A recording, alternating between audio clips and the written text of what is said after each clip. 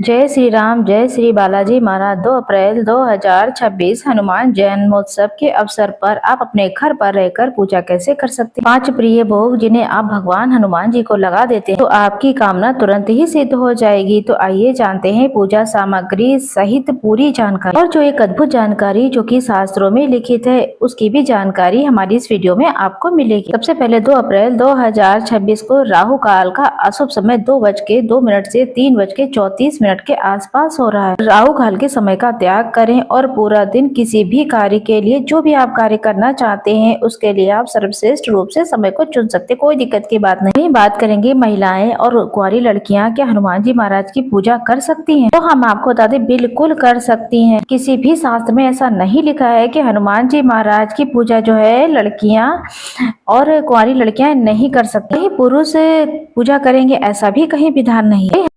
भाई हनुमान जी महाराज को जो चोला चढ़ाया जाता है वो पुरुष जन लोग काम करते हैं, बाकी सारे कार्य महिलाएं कर सकती हैं। हनुमान जी महाराज हमारे पिता स्वरूप हैं, हनुमान जी महाराज हमारे भाई के स्वरूप में है, हनुमान जी हमारे महाप्रभु हैं। हनुमान जी महाराज की पूजा आप जिस स्वरूप में करेंगे उसी तरीके से वो आपको प्रकट रूप में आपको दिखाई देंगे। आपको पता है हनुमान जी महाराज चिरंजीवी हैं। हनुमान जयंती बिल्कुल भी मत बोलिएगा, इसे हनुमान जन्मोत्सव कहते हैं। हनुमान जी महाराज महादेव की 11वें रुद्र अवतार के रूप में हमारे आसपास ही हैं। तो प्रिय भक्तों तो कमेंट बॉक्स में जय श्री राम जय हनुमान जी महाराज जय बालाजी महाराज जरूर से लिखिएगा। अगर आप ज्यादा कुछ नहीं कर सकते हैं, मात्र 5 चीजों का भोग आपका जीवन पूरी तरीके से सफल कर सकता है। ये 5 भोग आप अपने घर के मंदिर में लगा सकते हैं या किसी भी हनुमान जी के मंदिर में जाकर भी लगा सकते हैं। सबसे पहले 5 भोग में आता है मीठा रोट, जो कि अपने आप हाथ से बना सकते हैं। गुड़ चना बड़े ही आसानी से मिल जाता है, इसका भोग आप जो हनुमान मंदिर में लगवा सकते हैं। बूंदी के लड्डू हनुमान जी को बहुत प्रिय, पान का बेड़ा हनुमान जी को बहुत प्रिय है, ये संकट कष्ट से मुक्ति दिलाता है। गोला नारियल का भोग हनुमान जी महाराज को बहुत प्रिय, किसी भी मंदिर में समर्पित करवाते हैं या घर में भी भोग के स्वरूप में लगाते हैं तो ये बहुत ही लाभ देता है। इमरती का भोग जो है सभी कामनाओं की सिद्धि के लिए जाना जाता है। केला, जैसे कि आपको पता है बानर राज्य को केला बहुत प्रिय है। इन 5 भोगों को आप अपने घर के मंदिर में जो कि अवश्य लगाना चाहिए। अगर घर में नहीं है तो मूर्ति प्रतिमा तो किसी भी हनुमान मंदिर में जाकर के आप जरूर से ये काम करें। वही तुलसी का पत्ता हनुमान जी महाराज को भोग में रखना उनकी उदर पूर्ति के लिए कथा में वर्णित श्रेष्ठ माना जाता है। इन सामग्रियों को आप भोग प्रसाद में जरूर रखें। इसके साथ साथ हम आपको बता दें अकहुआ अर्थात आंकड़े के पत्ते की माला आप भगवान को प्रभु को समर्पित कर सकते हैं। तुलसी के पत्तों की माला, पीपल के पत्तों की माला, 108 की संख्या में पीपल के पत्ते या फिर इन पत्तों में से किसी एक पत्तों का पहले ही प्रबंध कर लेते हैं तो ये बहुत ही उत्तम होता है। केसरिया चंदन अक्षर सम रखें। हनुमान चालीसा रामायण इत्यादि अगर आप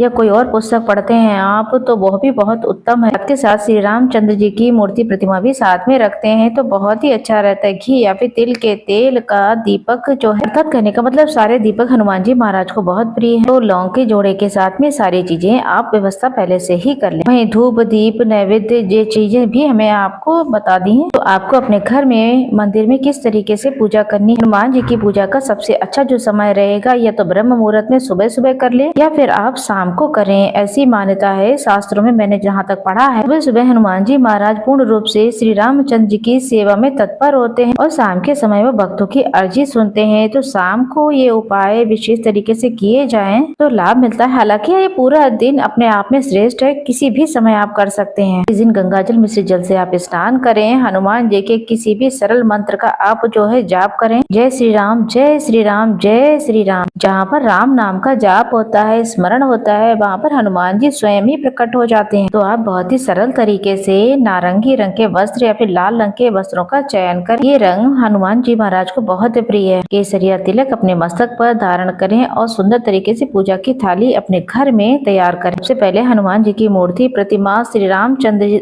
यानी कि राम दरबार भी रखें, तभी आपका व्रत पूजा सफल माना जाता है। अगर भगवान राम की कोई फोटो प्रतिमा नहीं है तो राम जी की और माता सीता की कोई तो पुस्तक होगी, भगवान राम और सीता का चित्र जरूर होगा, तो उसे पूजा स्थल पर जरूर से रखें। कलश स्थापना करना चाहे तो आप कर सकते हैं, नहीं तो सामान्य तौर पर जल का लोटा रखें। जल के लोटे में आप एक सिक्का डालें, थोड़ा सा अक्षर डालें, लाल फूल, लाल सिंदूर, सुपारी इत्यादि 4-5 चीजें हैं जो कलश में जरूर डालें। उसके ऊपर से चावल का एक पूर्ण पात्र रखें। रखें।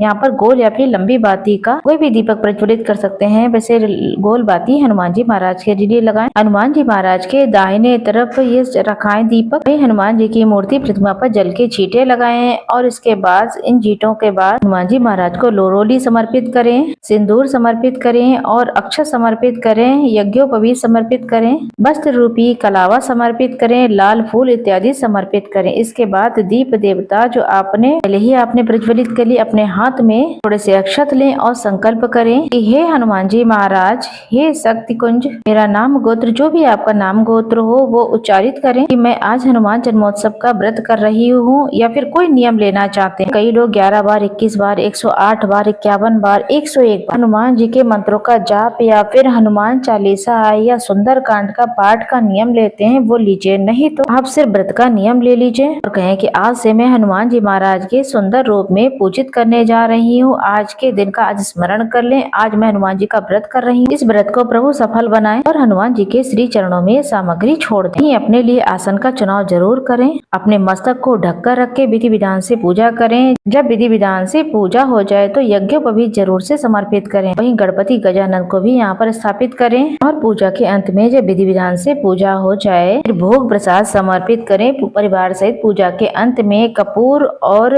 दीपक के साथ में सुंदर तरीके से आरती करें, फिर हनुमान चालीसा या सुंदर कांड का पाठ करें। इस तरीके से ये पूजा की जाती है जो कि अनंत गुना लाभ देती है। पूजा के अंत में भूल चूक के लिए क्षमा प्रार्थी हो और कुछ दक्षिणा भी रखें। बाद में जब पूजा समाप्त हो जाए, हनुमान जी महाराज जब पूजा को स्वीकार कर लें तो आधे घंटे के भीतर ही प्रसाद उठाकर भक्तों में वितरित कर दीजिएगा।